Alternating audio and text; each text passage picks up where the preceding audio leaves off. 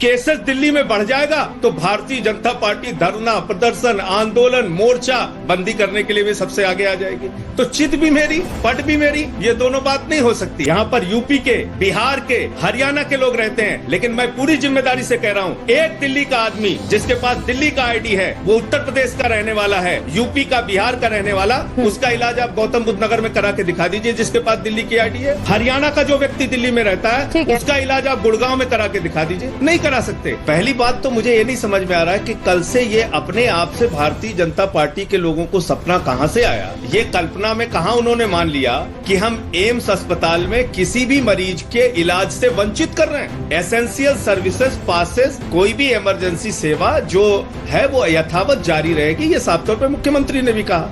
राष्ट्रीय आपदा प्रबंधन के नाम पे 17,500 करोड़ रुपए बांटे गए और आपदा के नाम पे हमें 17.5 रुपए नहीं दिया गया। 17.5 रुपए। भाजपा के मित्रों से मैं कहना चाहता हूं, क्योंकि यहाँ 20,000 केस हो गए, यहाँ पे एक विशेष परिस्थितियां उत्पन्न हो रही हैं। हम उस संकट को, उस खतरे को देखते हुए उन विशेष परिस्थितियों में निर्णय ले रहे हैं। आज ऐसा क्या कहेंगे कि लोगों को लगे कि दिल्ली वाले और दिल्ली सबकी चिंता करती है? अंजना जी, मुझे बहुत अच्छा लगता अगर आप मुझे इस डिबेट के लिए उस दिन बुलाती जब हरियाणा ने हमारे रास्ते खोद दिए थे, बुलडोजर से रास्ता खुदवा दिया।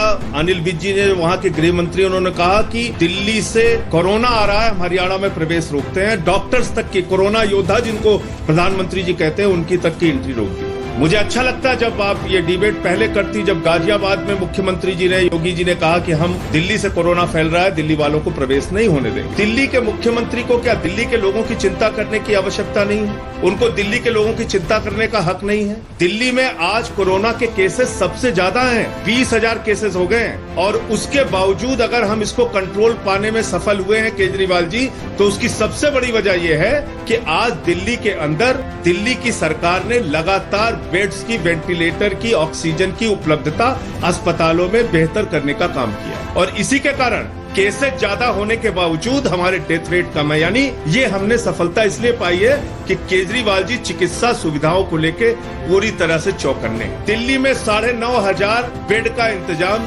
अरविंद केजरीवाल जी ने दिल्ली के अस्पतालों में किया है। अगर आप 130 करोड़ लोगों के लिए ये 9,500 बेड खोल देना चाहते हैं, अस्पताल खोल देना चाहते हैं, फिर तो ये 2 दिन में भर जाएगा। मुझे तो प्रसन्नता होती कि योगी जी और खट्टर जी कहते हमारे राज्यों में केसेस कम हैं, हम आपका स्वागत करते हैं। अगर कोई भी मरीज दिल्ली का बीमार होता है, आप संकट में हैं, हम आपकी मदद करेंगे। लेकिन ये नहीं हुआ अंजना जी, हुआ उल्टा ये कि राष्ट्रीय आपदा प्रबंधन के नाम पे 17,500 करोड़ रुपए बांटे गए और आपदा के नाम पे हमें 17.5 रुपए नहीं दिया गया। 17.5 रुपए। इसका मतलब आप दिल्ली के प्रति एक सौतेला व्यवहार, एक भेदभाव का व्यवहार रखते हैं। दूसरी बात, केसेस दिल्ली में बढ़ जाएगा तो भारतीय जनता पार्टी धरना, प्रदर्शन, आंदोलन, मोर्चा बंदी करने के लिए भी सबसे आगे आ जाएगी। तो चित भी मेरी, पट भी मेरी, ये दोनों बात नहीं हो सकती। और दिल्ली में रहने वाले लोग कोई आसमान से टपके हुए लोग नहीं है। हाँ। मैं भी उत्तर प्रदेश का हूँ अंजना जी। हाँ। यहाँ पर यूपी के, बिहार के,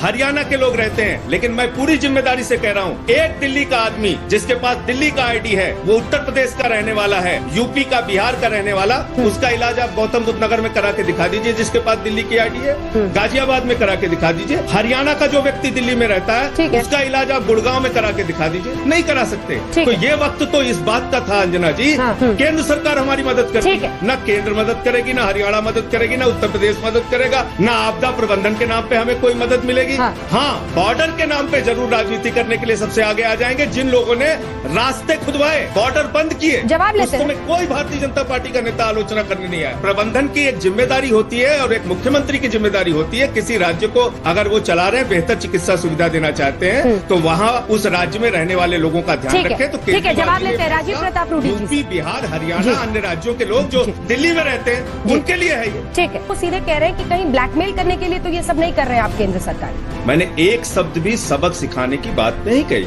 और जहाँ तक उत्तर प्रदेश और बिहार की बात आप कर रहे हैं, मैं भी खुद उत्तर प्रदेश से आता हूँ और पिछले जब से लॉकडाउन घोषित किया है प्रधानमंत्री जी ने, लगातार उत्तर प्रदेश और बिहार के लोगों के लिए काम कर रहा हूँ। 42 बस अब तक अपने संसाधनों से लोगों से मदद लेके अब तक भेज चुका हूँ बिहार और उत्तर प्रदेश के लिए, राशन के लिए, भोजन के लिए, जो काम हम लोगों से बन सकता है, जितनी ताकत है वो कर रहे हैं। मैं आपसे पूछना चाहता हूँ कि अगर दिल्ली में मरीजों की संख्या बढ़ जाएगी, अस्पतालों में मरीज मारे मारे फिरेंगे, तो क्या उस समय भारतीय जनता पार्टी हमें बख्शेगी? चौराहे पर निकलकर हमारे खिलाफ प्रदर्शन करेगी, केजरीवाल जी के इस्तीफे मांगेगी, आंदोलन करेगी, मोर्चा छेड़ देगी। और सिर्फ यहाँ का नहीं, पूरे दुनिया का इतिहास उठा के देख लीजिए। न्यूयॉर्क में, अमेरिका में, ब्रिटेन में, इटली में जहाँ पर भी मृत्यु ज्यादा हुई, उसके पीछे सबसे बड़ा कारण था ऑक्सीजन उपलब्ध नहीं था, वेंटिलेटर उपलब्ध नहीं था, बेड्स उपलब्ध नहीं थे, इसलिए वहाँ पे मौतें हुई। वो परिस्थितियां आप दिल्ली में चाहते हैं क्या? ऐसी परिस्थितियां दिल्ली में उत्पन्न न हो, इसलिए हम ये निर्णय ले रहे हैं। भाजपा के मित्रों से मैं कहना चाहता हूँ, क्योंकि यहाँ 20,000 केस हो गए,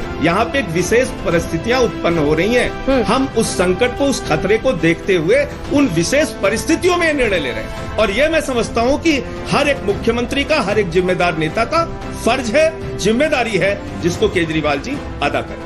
अलग अलग आंकड़े सामने रखे जा रहे हैं, फर्ज किया जा रहा है आंकड़ा, उन्होंने आरोप लगाया। पहली बात तो मुझे ये नहीं समझ में आ रहा है कि कल से ये अपने आप से भारतीय जनता पार्टी के लोगों को सपना कहां से आया? ये कल्पना में कहां उन्होंने मान लिया कि हम एम्स अस्पताल में किसी भी मरीज के इलाज से वंचित कर रहे हैं? एसेंशियल सर्विसेज पासेस, कोई भी इमरजेंसी सेवा जो है वो यथावत जारी रहेगी, ये साफ तौर पर मुख्यमंत्री ने भी कहा। हाँ, ये बात अलग है कि हरियाणा में डॉक्टरों को भी रोका गया था, वो उस पे शायद रूडी साहब नहीं बोलेंगे। एम्स के अंदर, आरएमएल के अंदर, सफदरजंग के अंदर, लेडी हार्डिंग के अंदर जो सेंट्रल गवर्नमेंट के हॉस्पिटल हैं, उसमें कोविड के मरीजों के लिए सुरक्षित बेड की संख्या है मात्र 1400। कल से बराबर ये चलाया जा रहा है 13,000 बेड, सेंट्रल गवर्नमेंट के 13,000 बेड।